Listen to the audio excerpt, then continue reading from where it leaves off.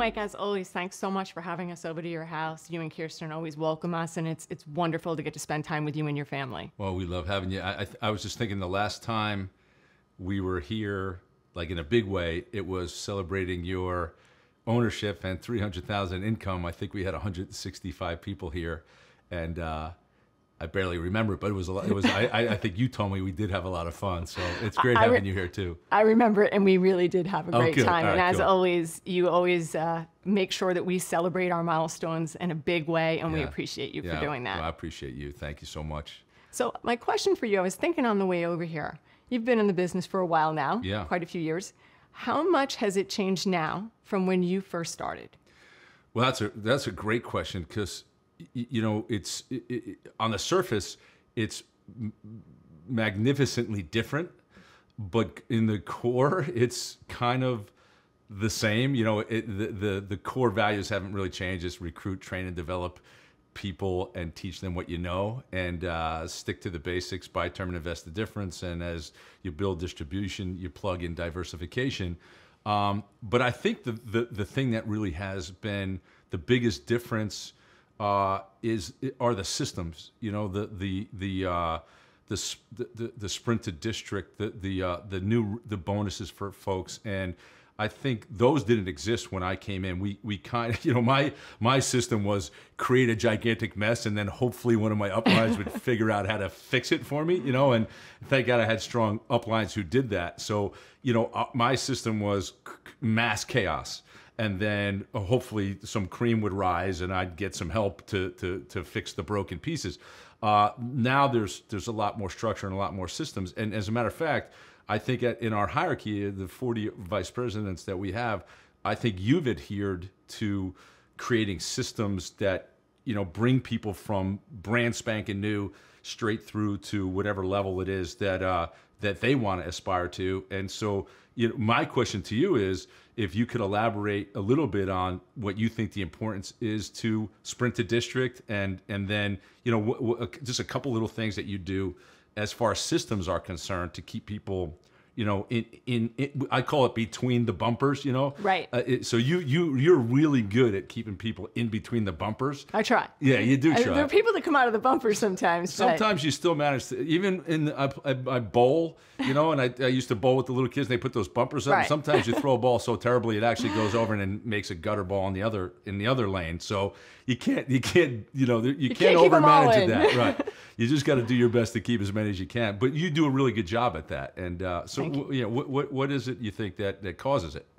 I believe that I came into Primerica with a certain set of skills, with work ethic, and with being somebody who followed the rules. Right. And when I first came into this business, I believe that maybe you're unaware of it, but you and my direct upline, Scott Fletcher, had systems. Right. And part of the reason that we were able to go through the system quickly was that we followed the leader. Right. And you had systems in place at the time that we followed. Right. And after our time now in the business, they've made changes, and we've just always run with what the company has out there for us. Yeah. And adhered to our systems, going along with the alignment of where the company was going. Mm-hmm.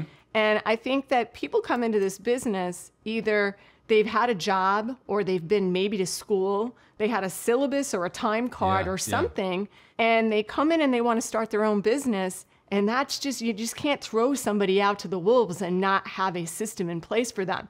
They're actually wanting freedom, but wanting freedom with some structure in the beginning. Yes. So one of the things that, you know, I think that we've been able to develop well is to make our systems follow, like I said, and adhere to what the company has. And when it comes to sprint to district, everybody, when they come in, would like to make an extra $300. Yes. And getting them off to a fast start. And I think we talk about getting people off to a fast start, but it's really about getting them off to a fast relationship. Yeah, yes, absolutely. You know, bottom line is that if we don't know why people are here, we're not going to get them to move. Right. They're not here for me. They're not here for you. They may like us. Yeah. But they're really here to get what they can get for their families. So we're strong in our team in making sure that people get a wealth builder done. Yeah. Yep. And I call a wealth builder is really an F&A on steroids. Yeah. So we're going to do their financial needs analysis, but really find out what their major whys are, and then show them how they can utilize the tools of the business to get there. Yeah. And the reality is, it's just like when a teammate of mine says, hey, Janice, I've never sat with a client that makes a lot of money before. Right. How do you do their F&A? The same way I do the F&A for the guy that makes $500 a week is the same I do for the guy that makes $5,000 a week. The numbers are just different, but the plan and the structure is exactly the same. Right. And that's exactly what it is when we put a system together. But the system is irrelevant if it's not grounded to a why. Right. So you figure out what it is people want, and then you kind of put them in and show them how they're going to go get that. And it's important because people do like structure. You know, I sometimes wonder if I am a structure guy, but you do need to have the confidence of somebody else guiding you towards the next destination. I always loved Primerica because they said it's a copy business, and I was really good at copying people. That's how I got through college. So I thought, well, here I am in a business where it's actually not frowned upon to do so. The other question, one of the things, I think a lot of people look at folks, you just got ownership, you went over 300,000. We just got the big ring, which is really cool, but it's just a reflection of the folks that we have.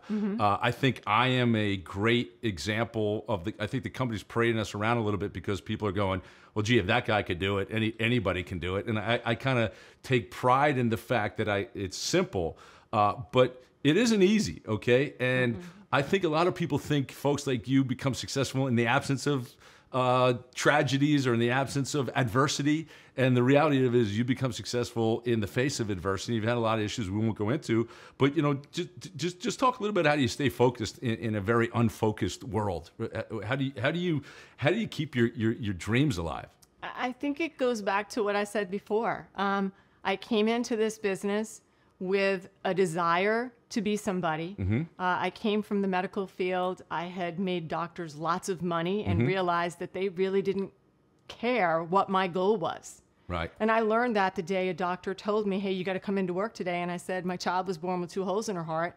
And as far as I know, Dad can't breastfeed her. I got to do it. And she's going to have a test done. And they said, sorry, you can't do it today. Right. And I worked for a physician. Yeah. And my child has a hole in her heart and needs to have a test done that she needs her mom there, and it's inconvenient for you.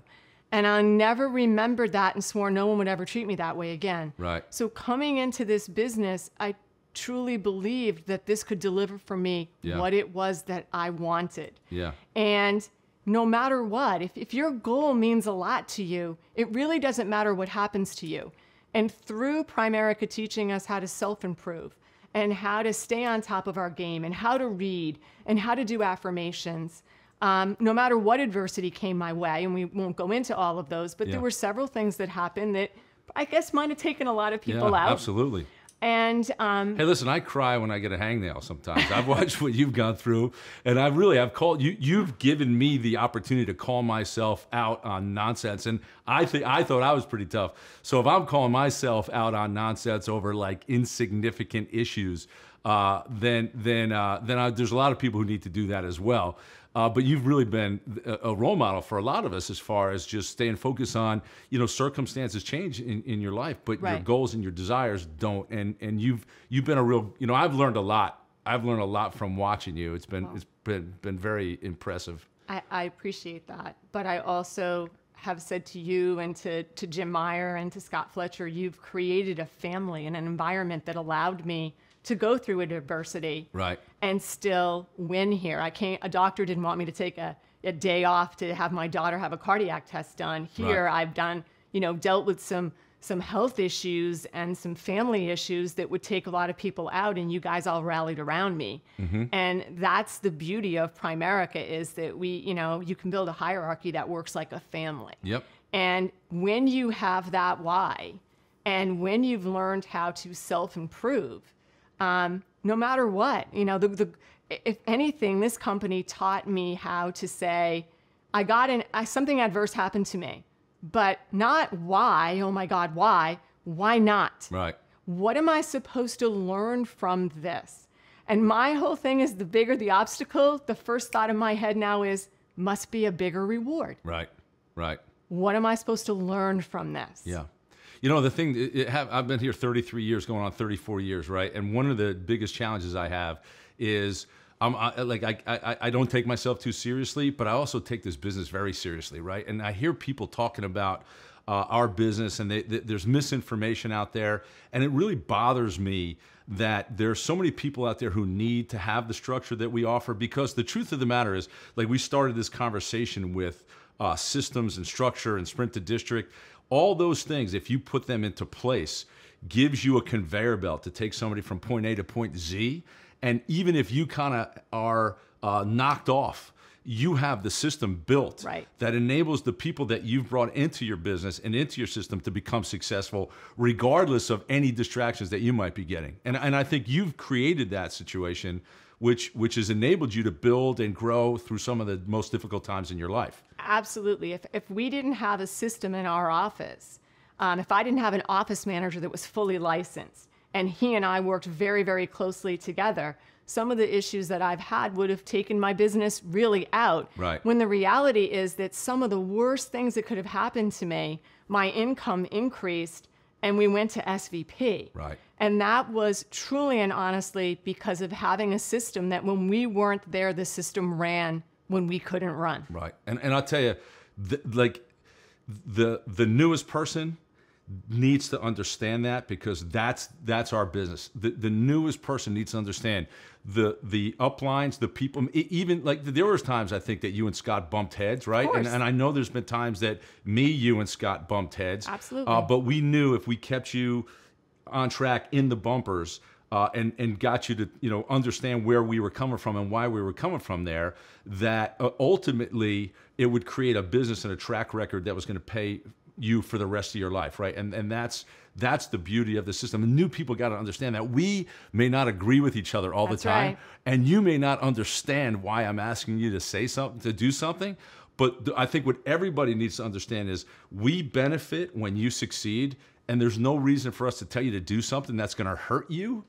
And it's so hard in America and with the negativity that's out there to accept that. But the facts are, the systems that you've put into play and put into place creates a conveyor belt that if people stay on it will wind up becoming successful. And I want to thank you for being really a leader and being unwavered in your commitment to that. And I also want to thank you for being here today. I love you like family, and I'm blessed to have you in my life, and I attribute it to the fact that we are in a business together that maybe we wouldn't have met if it wasn't for this business. So thanks for everything you've done for me and my family. Thank you so much for everything you've done for our family.